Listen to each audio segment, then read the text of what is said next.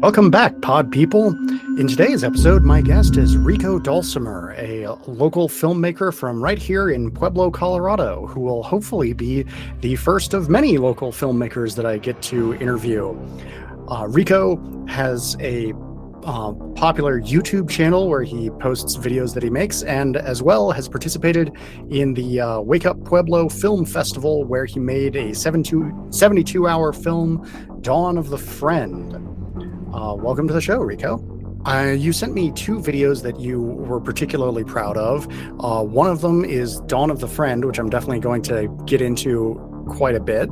And the other one is a machinima, which is a method of doing computer animation that I've never spoken with somebody who's actually done animation in any style for this show, much less doing it in this particular very modern form. So tell us a little about how you came up with the idea for Smash Ultimate: The Gift of Giving, and how you went about actually, recording and filming it. So my friend Matt, he's the one that voiced a lot of the characters. He voiced King DDD and Bowser and pretty much every main character that spoke.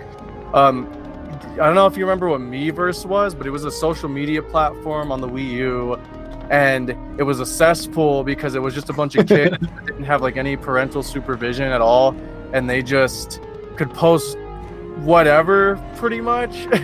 And he posted a picture of Bowser because in Smash Brothers, when he does his down special, that's when he does that sit attack. I can't remember what it's called specifically, but he did that on a chimney, and he drew a little Santa hat on him, and he said, "You're getting shit for Christmas."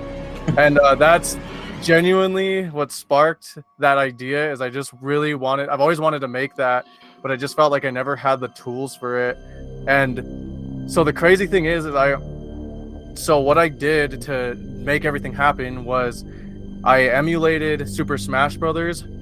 So I just emulated it on my computer via Switch emulator, and it runs perfectly fine. It runs like I'm playing this just a Switch. It runs completely fine, and through that I'm able to mod it.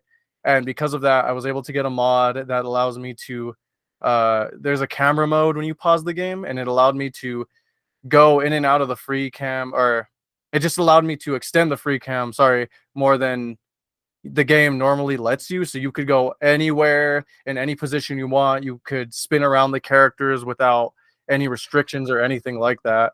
So that's pretty much all I did. I got that, and then I got a mod that it replaced one of the stages. I think it was Dreamland, with a green screen, and I just did a bunch. And I'm talking when I was done with everything, even though it was such a short video, it was 500. No, it wasn't. It was 200 gigabytes of just me getting green screen footage of characters doing repetitive motions over and over and over again. And then I just had to do the same thing. I had to go out of bounds in a lot of the stages in the game, in Town and City. That's where the first area is, where they're all having the little meet and greet and whatever. So I had to go in Town and City and get a bunch of shots of just the little area, and I had to make the characters work and the different scenes I had in mind. And then I just had a chroma key so many things. And there's even there's one little mistake in the intro I noticed, but it's very hard to notice. There, my mouse cursor is over one of the characters, but you can't even really notice it because there's so many of them. But I didn't notice that till I was finished with it. Oh. But yeah, so I love machinimas, and that is a art form of, I guess, online media that is kind of faded away, that I just really wish would come back. And there are some people that are definitely keeping it going in their own kind of way, but that's something I really want to do, is keep that portion of video making alive on the internet, because I love machinimas, and I love making videos about video games, and doing more with video games than what you would necessarily do. Instead of just talking in front of the camera, I love getting in there and then getting a character that represents you and then speaking through that character. And it took me, that was the longest 5 minutes of my life, though. That took me a long time to make that video. Yeah, that's really interesting. So I in retrospect, it's obvious, but I wouldn't have guessed beforehand that you had to use a chroma key techniques to change up the backgrounds and things like that. It reminds me a little of the movie Kubo and the Two Strings. Have you seen that one? That sounds familiar, but I don't think I've seen it. It's a modern stop motion film that also makes a little bit of use of CGI, mostly to like remove elements from the scene, and also makes a great deal of use of green screens and blue screens and stuff like that, chroma keying out a background and putting in something else that they made. And I remember watching the movie and thinking like, wow, they're doing stuff that I did not know you could do with stop motion animation like this. And Yeah, then I watched a making of, and I was like, oh, now I yeah, see. Very clever. And so when I was watching your short, I was like, I didn't know you could, like, I don't know how people maneuver, like, are you doing this in Blender or but no, that's doing it in an emulation and then green screening out backgrounds and stuff. That's really clever. yeah. It just took a like a morbidly obese minute, if you would, to do. It took a very long and like, man, it was super fun to make though. And I did everything by myself too, and I edited everything, and I did the chroma keying stuff too for the part where Bowser, like a crate is coming towards him and he swerves off the road and he crushes all those kids. I had to go into Gary's mod and then like find a Bowser model and shove him in a car, and then I had to chroma key him out like that. There was a lot of masking that went into it too, though. Like for everything that is going on in that, I just did totally by myself, and I only did it in Sony Vegas too because I hate myself, or it's Magic Vegas now, but. All right. Well, the end result was worth all of that effort. And I believe that one is publicly listed on YouTube, so people can go look that up. Yeah. But this next one we're going to talk about is not. I'm curious why it isn't.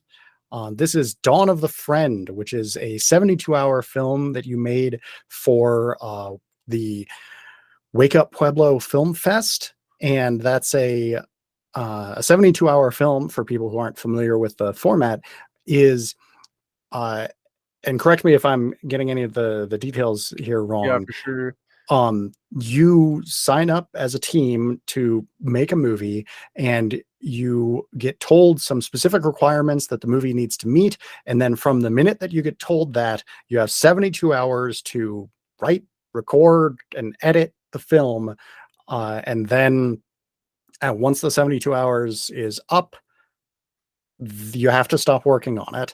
And the result is that of what you made is a 6.5 minute long, really fun sort of comedy horror zombie movie. Did I get the structure right for the 72-hour film festival? Yeah, that's the gist of it. Like, I guess the specifics are just everyone had to share the same line, but then everything else was random. All right. It was the same line. I believe it was the same line, prop, and character, and the character was a con artist for this for the film that we had to Okay. do. And yeah, but I believe the genre, and there's one other specification, but I can't remember what it is. Those are the two random things. But generally everyone just kind of does whatever like with the genre. They just have to make it work with the limitations you're given. Yeah, and as they say, restrictions breed creativity, and you certainly put a lot of creativity into this video. I noticed that on this, you portray one of the main characters, and Yeah. so were you also the director of it, Oh or? man, I did. I did so much. Yeah, because I was the director, the script writer, the editor, I guess the producer, if you want to call it that.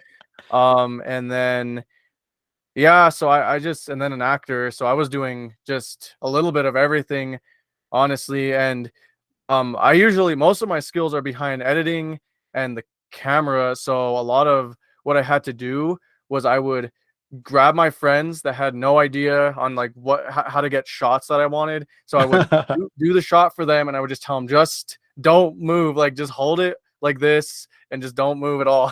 and I just want to keep doing that. And but I don't know. That's the thing though, is in doing that, I honestly did kind of, they started picking up more on what I was trying to get for the look of things. So they like actually did get better as videographers as the days went on. Nice. Yeah, one of the things I notice is most of the people that I interview are primarily behind the camera, with Yeah. occasionally being in front of the camera. And so that's why it surprised me when I saw you in front of the camera here. I would have assumed you would have been doing all the camera work yourself. Um, Another thing that really jumped out at me about this movie is the pace of the editing. That a lot of, especially movies that are made under such a strict time crunch as this, will frequently have like long shots that are perhaps like locked off because maybe there's nobody behind the camera. Yeah. But this was not quite like frenetic, but very like, it had the each cut only lasted a few seconds typically, Yeah. the way that it would in, like, you know, a full length motion picture typically. And so uh how much of that was your personal style? How much of that was you working within the restrictions that you had based on, like you said, less experienced people behind the cameras, and therefore you had to do a sort of Star Wars A New Hope, save it in editing kind of Yeah. situation? Um, and yeah, tell me a bit about your editing style with this. So it was definitely just me. Man, I don't know. I've been editing, so I've been editing for 5 years. All Um, right. yeah, so 3 of those years are self-taught, and then or I would say, yeah, 3 are self-taught, and then the rest up till now I've had schooling, but the schooling definitely has only helped me a little bit, to be honest with you. A lot of the stuff I just kind of already knew from teaching myself. Um, so it's hard to explain things like that, because when I'm editing, I just kind of know. It's like I'm kind of counting in my head. I go, okay, I look at the frame rate or the frames, and I go, okay, after it hits this frame, it's like that's perfect. My brain just goes, okay, I cut it off there. Don't make it any longer than that specific frame. And there's just, I can't really explain it for the pacing too much, unfortunately. Like, I'm trying to think of how to word it. I guess it's just a feeling thing, you know. You just kind of feel that you don't want this to go too long. Or for instance, I'm thinking of the part of the, as an example, when it's my friend Quentin and he's knocking on the door, and I'm like, dude, you gotta come inside, and it's cutting between us. I knew not to hold too long on either of us at all. I knew just to keep splicing between the shots that we had and getting the different reactions while we were talking, and just making sure that it was all spliced together really well. And Yeah. yeah, I don't know. I just, it is a hard even with the Smash Brothers thing too. Um, I just generally try to keep pacing more fast, because I just don't want to lose people's attentions. So everything just has to kind of keep going, or it has to hit a certain beat, and then after that beat's over, just move to the next thing. Yeah. I wonder how much of that might be affected by growing up, I'm going to guess, on YouTube in large Yeah, part. And YouTube is, since it's so easy to just click away to some other video, yeah, people yeah, really have to constantly be grabbing your attention. And so YouTube often ends up with a very sort of frenetic, fast paced editing style, even when it doesn't fit the subject matter. But here you did like, it did feel appropriate. It didn't feel like doing the constant cuts yeah. to zooming in and out sort of thing that people will do on YouTube. Oh yeah, Uh, because well, that's another thing too. Is I have certain pet peeves. Like, even though I am a YouTuber, I hate when people just zoom into themselves and they zoom back out, and they just do like, I call it, like, I don't know, I call it like ADHD editing or ADD editing. Like, it's just too much. And don't get me wrong, I think personally, chaotic editing can be the most funniest shit in the world to me. And like, chaotic things are extremely funny to me. I think like one of the funniest things I've ever seen is, there's a video on a YouTube, and it's just straight up called Guy Fights Fridge. I can't remember like the full video. It's just a drunk dude, and fights his fridge and he somehow loses, and it's so loud. And it's like the funniest thing ever to me. So, I guess a lot of that does transition over to filmmaking, because this is like the first film I've ever made, or like the actual, film, like you call it a film kind of thing I've ever made. And I guess that goes First narrative over. film. Yeah. So this is the first, I guess a lot of the stuff that I've learned from YouTube does transfer over well, and that's just because I want to keep people's attention, but in the since I have all these pet peeves and certain things I don't like, it keeps it a lot more tame, despite the editing being very fast paced, I guess, if that makes any sense. Yeah, no, I see what you're saying. I think that the fast-paced YouTube editing can work well when it's really leaned into and used as the structure for jokes, like in YouTube poops. Yeah. But when it's just sort of like oh god, I need to keep the audience's attention while I give a boring monologue, so I'll zoom in and out, then it's not really engaging. So you mentioned that you've been editing for 5 years and been in taking film classes for 2 of those years. For other people who are aspiring filmmakers, uh, I'm curious what lessons you like wish you knew when you were first starting out that you know now, so you could pass on some wisdom. Yeah. Let me think about that, because the thing is, I've never taken a film class. Every class I've taken has only been about the technical side of everything. So just Ah, how to set up a production, how to be a gaffer, how to help work cameras, and then just editing for like marketing agencies, or just doing like bumps and things like that for people that need them for shows. I did that for there was an MMA show or MMA fight that happened it was like 2 years ago, I believe, and I made just a little bumper for them that had all the sponsors and then a little backdrop and stuff like that.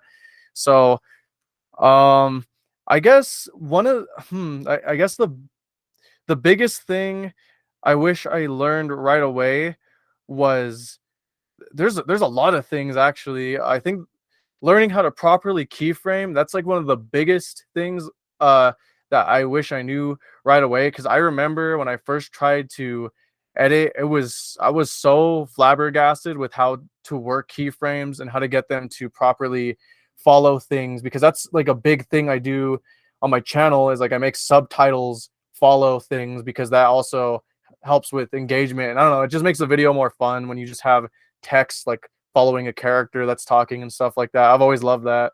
Um, so just learning a lot of basic things is just generally what I wish I learned right away. So just learning how to learning how to split, how to do oh my god, I can't remember the name of it. It's when you cut something and then it, like when you delete the end of a track and then everything else like just pops in front of it. I can't remember what that's called right now.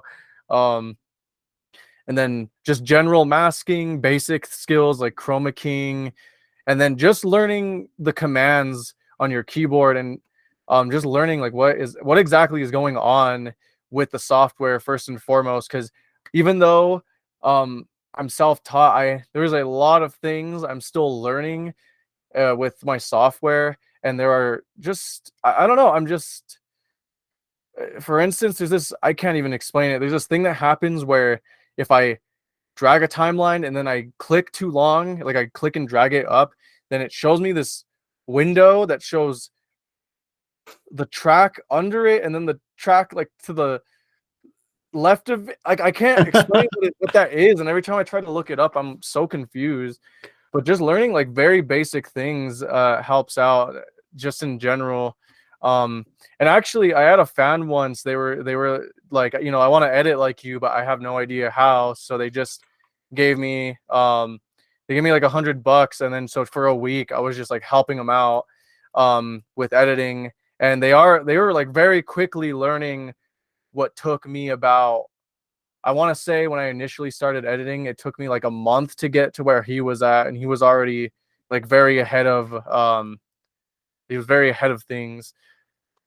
So I nice. guess that's just basically it. Just learning your basic skills, and then I guess the biggest tip I can give, because a lot of people don't do this enough, is if you are having a problem with the software, or if you're very confused about something, even if it sounds like the most uneducated way to explain what's going on, feel no shame, because Google does not judge. And you will probably find a search result or somebody that is talking about exactly what you're talking about, and then it'll help you out. Oh, I remembered what it's called. Ripple deleting is that's when you Yeah. for in Vegas you hit like alt bracket, and then that deletes everything that's at the end of a track, and then it just moves everything to the end of it and stuff like that. Like just really basic stuff like that goes a long way. All right. Yeah. Mastering the Oh, basics early on and does then seem like a useful idea. I remember there's one more thing, and this is the biggest thing, is learning how to work with nesting and parent children, or making a parent child. I had no idea how to do this for so long. So when I wanted to make like two layers that were on top of each other move around in one, I would do the most hard, difficult thing, and I would keyframe them both to move together at the same time, instead of having just one track that was moving both of the layers around at once. And it was, oh my god, even thinking about it, that shit's so stressful to think about, like me doing that. But yeah, just learning basics pretty much, and then just going from there. Yeah. That makes sense. So, Dawn of the Friend was your first narrative film. Yeah. Uh, and you mentioned earlier before we were started the interview that you're interested in moving into documentary filmmaking. Are you planning on continuing to make narrative films? Do you want to move exclusively into documentaries? Tell us a bit about your future plans. Oh, absolutely. So I've kind of thought about creating I guess just narrative films, but I'm not. I guess it just doesn't interest me enough. Because I probably will end up joining the film fest again, or the 72-hour film fest this year. So in that case, then I would be put in a position to make another narrative film, unless unless I'm lucky and I just pull documentary out of the hat or something like that. But as for the documentaries, there are so many ideas I have. It's driving me crazy, and this is a whole new field that I'm getting very slowly getting used to, because it's very difficult. Because so for instance, something I'm working on right now is, there's this rapper. He's a very he's considered to be like the forefather of genres like trap and crunk and horrorcore. His name's Tommy Wright the Third, and a few years ago he called us because someone, my friend, ordered one of his cassettes, and someone like punched the packaging in and they stole it.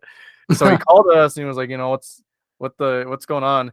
And so in this video, it's a video that's not only just me showing off, our experience with him calling us, but it's also been a very hard learning curve, because in the middle, like right in the beginning of the video, it's basically a little mini documentary about him. It's like I think it's like 4 minutes long. It's very close to 4 minutes long, and it's just me covering all this information about this guy. But at the same time, it is very hard to find the history about this person in specific, and especially the genre of Memphis rap. It's like it's so hard to find a lot of information about stuff regarding it, and a lot of it's just lost to time, or it's just word of mouth kind of thing. So trying to cite sources or find reliable sources has been very difficult, but I have pretty much wrote a script down that I think cohesively does put everything together. But the other hard part that I'm struggling with right now is the visuals, because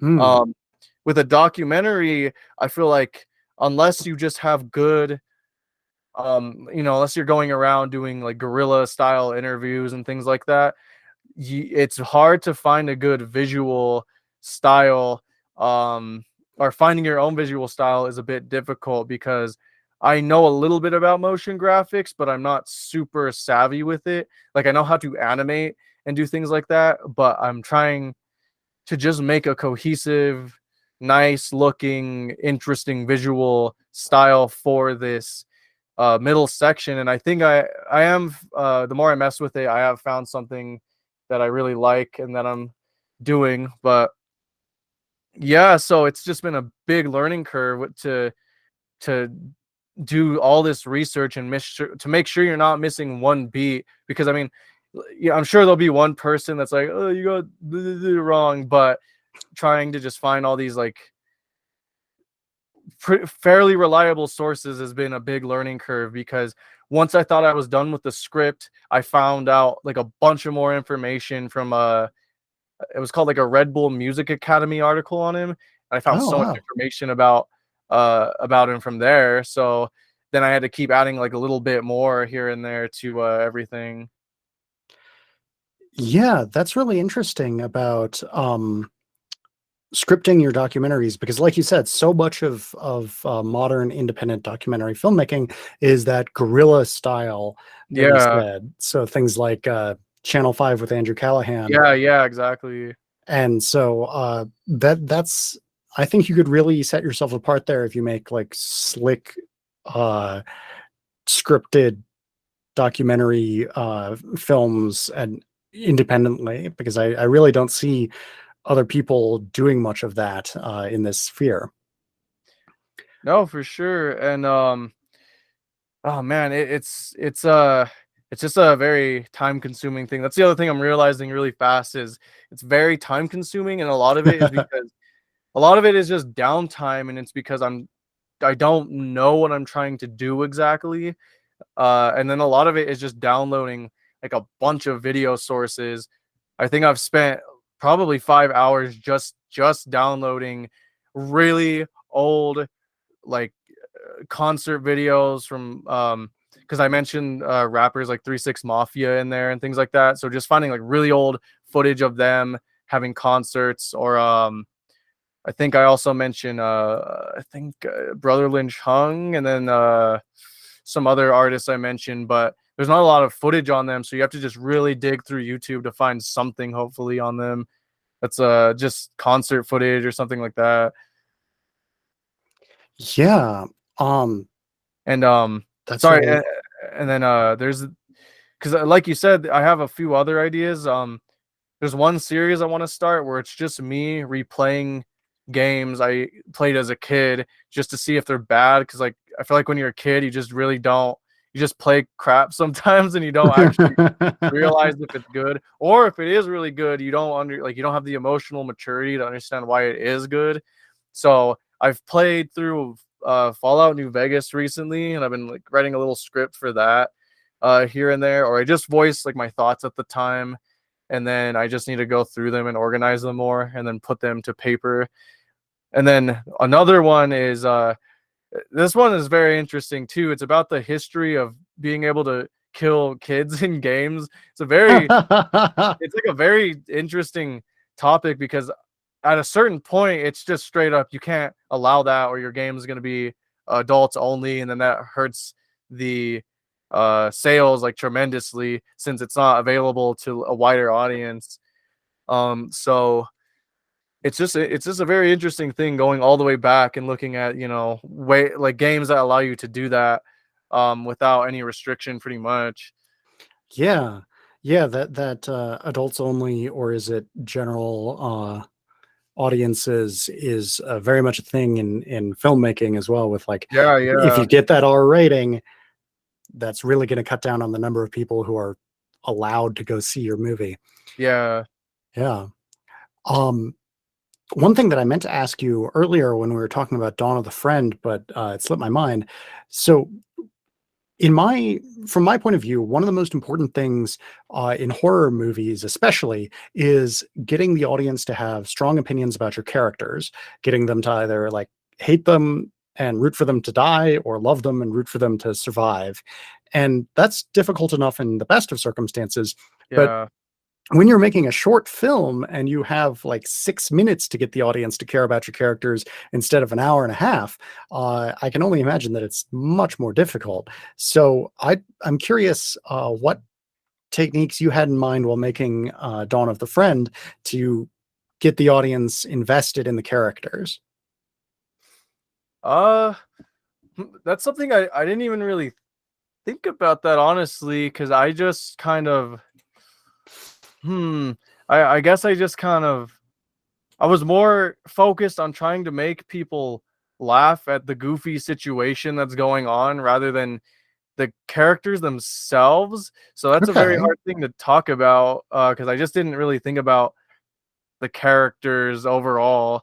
I just thought of what is going to be interesting placing these people in this situation pretty much, and then we just pretty much improv everything. I did have a general script, but yeah, it was just that's it. It was just Okay. a bunch of improv and a bunch of us just throwing ideas around and just acting in a funny way. I mean, my friend Quentin, he did get nominated for best supporting role, so I guess people really did like him. I don't know. Yeah. That's interesting. That actually lines up with an answer that another filmmaker that I interviewed gave, where even though it was still scripted or didn't have improv on the set like that, he said that the key to getting the audience to care about the characters is not in the script, it's in the actors. And Yeah, so the thing that he does as a director is to just trust the actors, or rather, excuse me, the thing he did as a scriptwriter, um, is to just trust the actors to carry the characters and make the audience care about them. And that sounds like pretty much what you were doing. Um, so for my final question, this is something that I'm normally asking people who are like have a bit longer careers. You're relatively at the beginning of yours, so I'm curious how your perspective is going to be different. Where do you see the future of independent cinema going? And I'm especially curious because you mentioned how machinima, which is a relatively modern art form, like I don't think it's what, more than a decade old, yeah. but it's already sort of fallen out of fashion. And so I'm curious, as somebody who's grown up in the very fast-paced world of online filmmaking, uh, what do you see coming in the future? Uh, I guess I see. I mean, it's already out there. I feel like, especially now more than ever, anyone could make anything, and if it's good, it's gonna attract so many people from all over the place. You know, so many random viewers. So I just feel like now more than ever is the time to really put out the stuff you want to make. Like if you have an idea, now's the time to put it out there because you're definitely going to get people to watch it. And it's so easy these days. I say that like an old person. I don't know why. I guess it's just because the internet, it's just been changing so fast. And I grew up, I've been like super internet reliant my whole life, pretty much. Maybe not reliant, just definitely grew up on it through like most of my life. Um, and yeah, I guess that's just. I think now is just that's it. Now's the time more than ever to put your ideas out there. And I don't really know what could be said about films themselves, honestly, just because everything is rapidly changing, and every single day something will pop out that is just super talented, and a lot of the time it's just made by one person, and it's crazy. So I just think this is like the best time, probably the best time to be an independent filmmaker in the sense of getting people to view what you've created. Um, and yeah, especially with and I even like to think about, and these have more of a budget behind them. They're not like super. Some of my favorite movies to think about, especially since it's Halloween, is like the VHS movies. I don't know if you've Hmm. seen those. Yeah, I'm familiar with them. Yeah, so but I love these movies just because it really shows and again, like the budgets vary, but at the same time some of them have what seems to be like a relatively low budget, but they make like these incredibly captivating, scary ass little stories, and they're just awesome. And I feel like if you have enough friends, or even if you just have something interesting you want to put out there, very it's not impossible. It's definitely not possible. It's very possible if you would, especially nowadays. Um so yeah, and as for the machinima thing, I don't know, it's an interesting thing because there are a lot of people that still are keeping that art form. I guess it's an art form, that style of video alive, in the sense of I'm thinking of view or channels such as there's one called he goes by Awesome Sauce. I thought it was pronounced very weirdly before, but he talks about very, very specific but interesting things about Smash Brothers Melee and about the technical side of this game, and what caused this game to be. And he just can cover so many different minute topics about it in such extensive detail, and his editing style is very similar to what I did for the Christmas video, where it's just all captured in game with a lot of chroma keying and a lot of motion graphics work, and it's just really, really compelling stuff. So I don't think it's necessarily dead. It's just it definitely takes a lot of effort, and there's more than one way that you can utilize it. Um, than other than just making like funny videos. I mean, I like making funny videos, but for instance, like he just makes very informational videos about a game he loves. So Cool. Yeah, so I'm gonna after this video, I'm gonna have to ask you for a link to that, because just searching for Awesome Sauce on YouTube finds quite a it's lot of oh different that's people. my bad. It's spelled like ASUMSUS, I think, something like that. Or awesome, not Awesome Sus. Yeah, okay, that finds it. Yeah. Yeah, yeah, ASUMSAUS. yeah, that's him.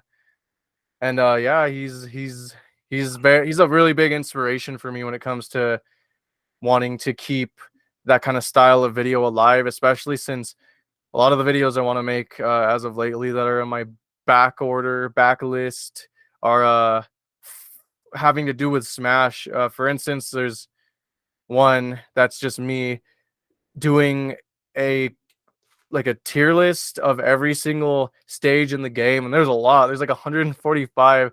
Wow. And it's like really long. Like I did the first take and it was like 5 hours long. So that's a lot of editing that has to be done. But Yeah. I still believe. I still believe in it. I still believe in that kind of video making.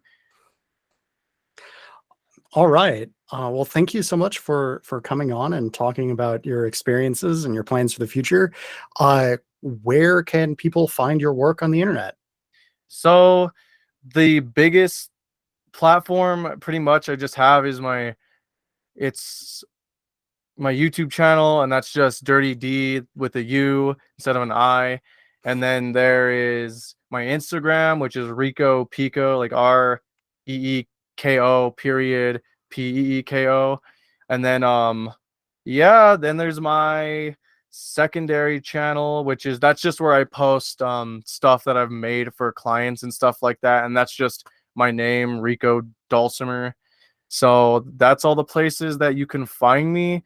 And I guess one more thing I would like to promote is there is as for the Wake Up Film Fest, they're having a meet and greet, and I believe it's going to be in January, and you can submit any film you've made to that. It doesn't matter how. I think the time limit is like 20 minutes long, and yeah, I just love to see people submit their films there, because I'm trying to finish this mini doc / just us talking to Tommy Wright. I'm trying to finish this up and submit that, and then I'm also making a compilation video that's just stuff that I think is pretty funny from my channel, and just putting it into like 20 minutes, and just for that. Or I guess could submit it to other film fests, but it's mostly just for the film fest that would be here locally. Cool. Well, thank you so much, and I'm looking forward to these upcoming film festivals. Uh, I didn't know they were doing another 72-hour one, or I assume that's what the Wake Up one's going to be again, or Yeah. So, sorry. So I'll basically, they're having a actual, just a normal film fest. Like submit whatever you want, and then okay. if you win in your genre that you submit, because they have multiple, then you'll win entry to the next one, which will be, I think, a couple of months, probably like 2 months out of that film fest.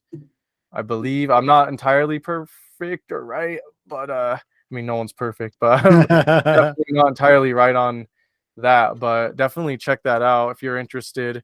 Cool. Yeah, and I will find links to that and include them when this episode goes live. Thank you. No problem. Absolutely. Thank you for having me on. This was fun. Good.